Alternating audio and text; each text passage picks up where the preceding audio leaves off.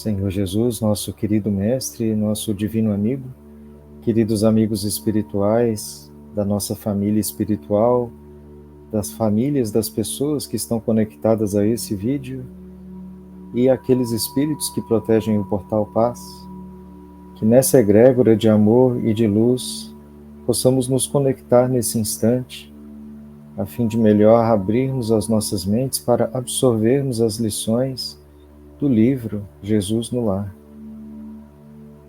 Que o nosso espírito se alegre com essa chance de conectarmos a Deus desse modo tão leve, desse modo alegre, dessa forma de aprendizado que nos toca o coração e nos faz repensar nossas atitudes, que a cada dia possamos aplicar o que aqui aprendemos e que ao aplicar nos tornemos instrumentos da Tua paz. Fica conosco na semana que se segue, que assim seja.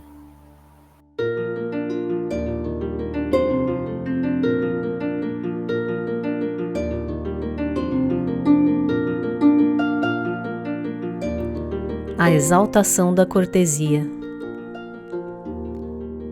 À frente da multidão de sofredores e desalentados, relacionou o Mestre as bem-aventuranças, destacando com ênfase a declaração de que os mansos herdariam a terra. A afirmativa, porém, soou entre os discípulos de maneira menos agradável. Tal asserção não seria encorajamento à ociosidade mental? Se o Evangelho reclamava espíritos valorosos na sementeira das verdades renovadoras, como acomodar a promessa com a necessidade da coragem? Se o mal era atrevido e contundente, em todos os climas e posições, como estabelecer o triunfo inadiável do bem através da incapacidade de reagir, embora pacificamente? Nessas interrogações imprecisas, reuniu-se a assembleia familiar no domicílio de Pedro. Iniciados os comentários edificantes da noite, entreolhavam-se os discípulos entre a indagação e a curiosidade. O divino amigo parecia perceber os motivos da expectação em torno, mas esperava, sereno, que os seguidores se pronunciassem. Foi então que Judas, rompendo o véu de respeito que aureolava a presença do Mestre, perguntou: Senhor, por que atribuíste aos mansos a posse final da terra? Os corações acovardados gozarão de semelhante bênção? Os incapazes de testemunhar a fé nos momentos graves de luta e sacrifício serão igualmente bem-aventurados? Jesus não respondeu de imediato. Vagueou o olhar através dos circunstantes, como a pedir-lhes a exposição de quaisquer dúvidas que lhes povoassem a alma.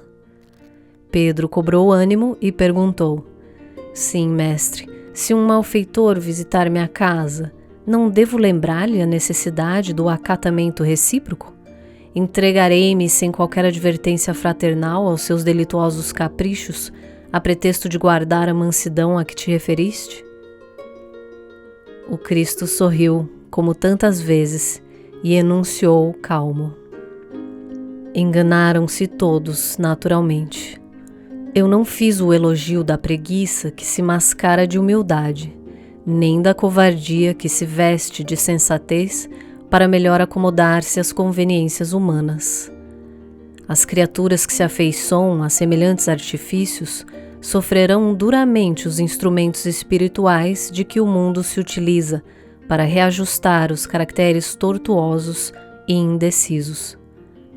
Exaltei, na realidade, a cortesia de que somos credores uns dos outros. Bem-aventurados os homens de trato ameno que sabem usar a energia construtiva entre o gesto de bondade e o verbo da compreensão. Bem-aventurados os filhos do equilíbrio e da gentileza que aprendem a negar o mal sem ferir o irmão ignorante que o solicita sem saber o que pede. Abençoados os que repetem 1000 vezes a mesma lição, sem alarde, para que o próximo lhes aproveite a influenciação na felicidade justa de todos. Bem-aventurados aqueles que sabem tratar o rico e o pobre, o sábio e o inculto, o bom e o mal, com espírito de serviço e entendimento, dando a cada um, de conformidade com seus méritos e necessidades, e deixando os sinais de melhoria, de elevação, bem-estar e contentamento por onde cruzam. Em verdade vos digo que a eles pertencerá o domínio espiritual da terra, porque todo aquele que acolhe os semelhantes, dentro das normas do amor e do respeito, é senhor dos corações que se aperfeiçoam no mundo. Alívio e alegria transbordaram do ânimo geral, e de olhos fitos agora nas águas imensas do grande lago, o Senhor pediu a Mateus encerrasse o fraterno entendimento da noite, pronunciando uma prece. Essas mesmas dúvidas, né, levantadas lá são as mesmas dúvidas que nós levantamos agora, né? Quantas pessoas que eu vejo quando a gente diz assim, ou lê ou estuda as bem-aventuranças, principalmente dos mansos, dos pacíficos, né? Que expressa isso, né? A tu ignorar tudo e a ficar quieto. Os mansos, os fracos, né? Aqueles que não têm coragem de tomar atitude nenhuma. Então, levando exatamente a muitos desses pontos, principalmente a preguiça e a ociosidade. E aí Jesus vem e traz com muita exatidão, pelas palavras de Neio Lúcio, as explicações em relação a isso, né, que a mansuetude, ela precisa estar nas nossas ações, né, nos nossos pensamentos, nem tanto nas nossas ações, nos nossos pensamentos. Nós temos que agir, mas por que agir com mão de um punho de ferro, né, sendo implacável, sendo temido, sendo intransigente e agir, né? Ou seja, ele usa o termo verbo, ação. E por que não ser manso, pacífico, usando a sabedoria, usando o respeito, a tolerância, que são os mais belos ensinos, né? É muito interessante porque na primeira passagem ali, quando Jesus fala, os apóstolos se calam e eles começam a ficar pensando, né? Como assim? Né? Como isso? E aí só na casa de Simão Pedro depois é que Judas tem a coragem de dizer. E é muito interessante porque essa passagem de pequena de Judas mostra exatamente um dos pontos grandiosos da sua busca, né? Porque ele vai lá e diz, como assim os pacíficos, os preguiçosos que vão alcançar, né? Porque Judas queria a transformação da cidade de Israel, ele queria, né, que o povo deixasse de estar sobre os domínios do Império Romano e voltasse, né, à Terra Santa, a ser completamente. E só que eles viam muito, e aí nesse ponto tem uma parte histórica muito bonita, que é os apóstolos todos, eles não compreendiam a espiritualidade para frente. Eles conheciam a condição humana daquelas pessoas, da onde eles estavam inseridos. E aí os ensinos judaicos são muito fortes, né, do Messias que virá e que libertaria o povo de Israel. E ser pacífico, ser preguiçoso, não combinava com o líder, com o Messias que ia vir e libertar o povo de Israel. Então, eu acho que esse capítulo ele fala muito sobre questões históricas, mas, acima de tudo, a explicação de que não é baixar a cabeça para tudo, mas é como fazer as coisas de cabeça erguida, de como agir nas coisas de forma ativa e não passiva, né? Você colocou muito bem, né? Existe essa confusão de manso com preguiçoso, né? Tanto é que tem lugares que falam assim, fulano é manso, né? Quer dizer que fulano não faz nada, fica só vagabundeando o dia inteiro, né? Mas Jesus não falou ociosos e passivos, né? Ele falou mansos e pacíficos, e a pessoa pode ser pacífica e muito enérgica. Aí você falou sobre os judeus que queriam que o Messias chegasse, né, para poder fazer uma transformação, e eles imaginavam uma transformação política, social e econômica, né, e não uma transformação religiosa. E um exemplo muito claro disso, né, de como que é essa postura, é no livro Paulo e Estevão. Então, é um livro que todos deveriam ler pelo menos uma vez, né? É um livro que é agradável de ler, porque é um romance e fala muito sobre a época do Cristo e fala sobre isso, né, a chegada do Messias, e às vezes uns acreditando e outros não acreditando. E na primeira metade do livro, né, Saulo, que depois ia se tornar Paulo, que era um dos apóstolos, né, o apóstolo dos gentios, mas na primeira metade do livro ele era Saulo e ele era um juiz, né, um doutor da lei, um fariseu do Sinédrio, e muito inteligente, muito articulado, jovem, ambicioso, né?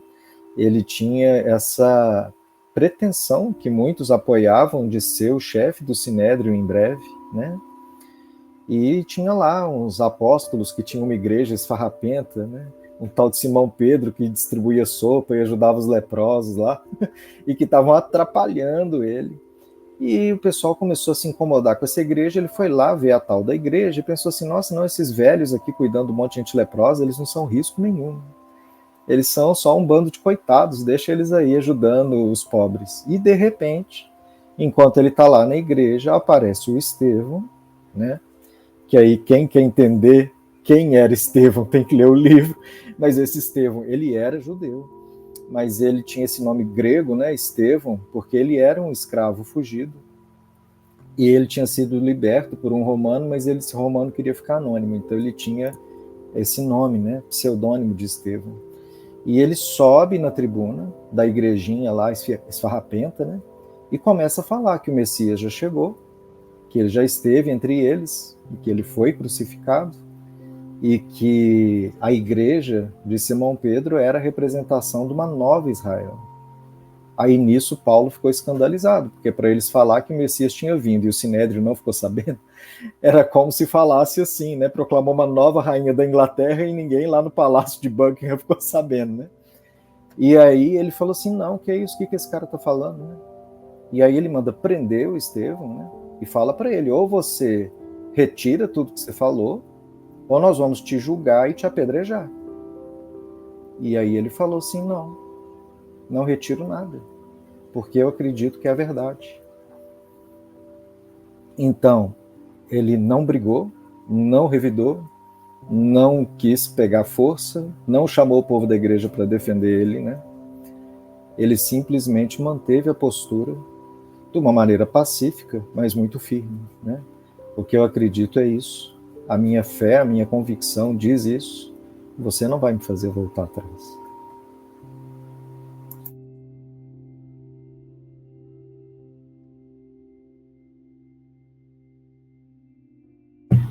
Pacífico e manso.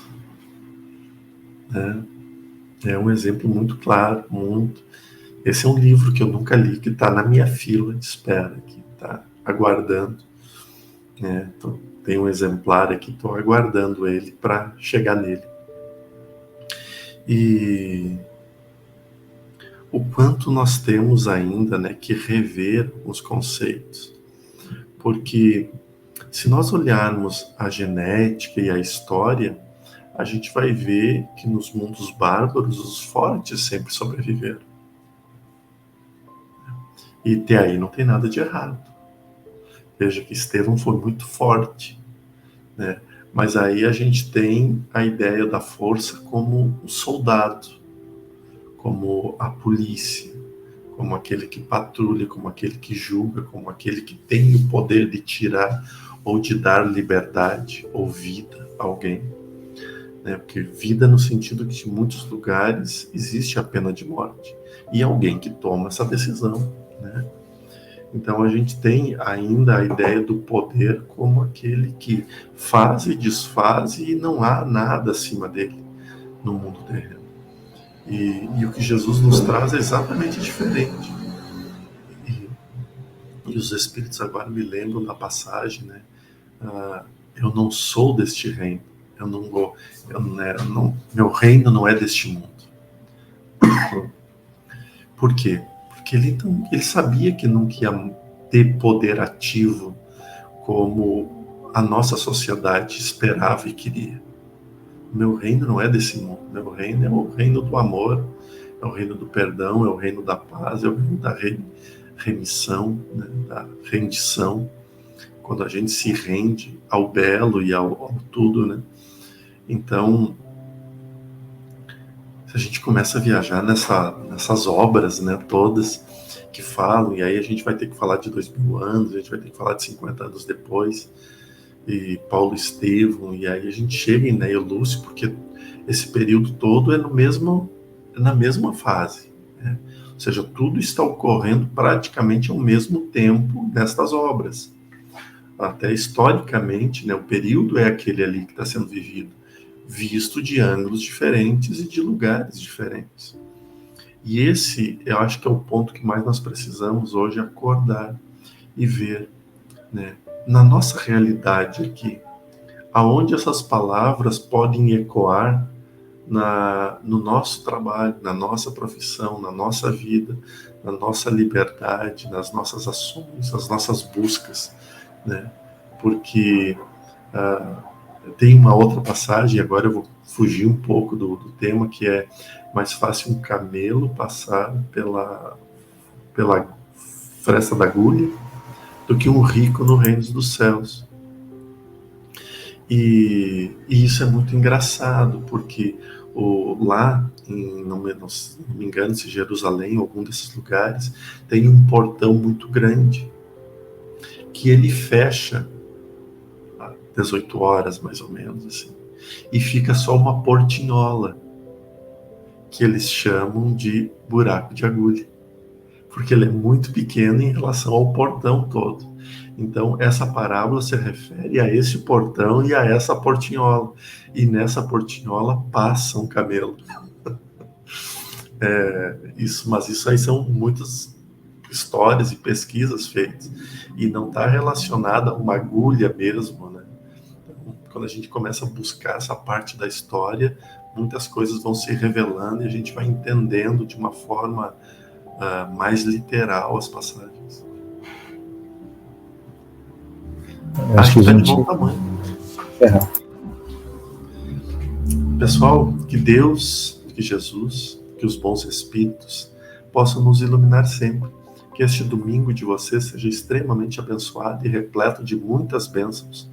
Desejamos muita luz, desejamos muita paz e uma semana incrível. Fiquem com Deus.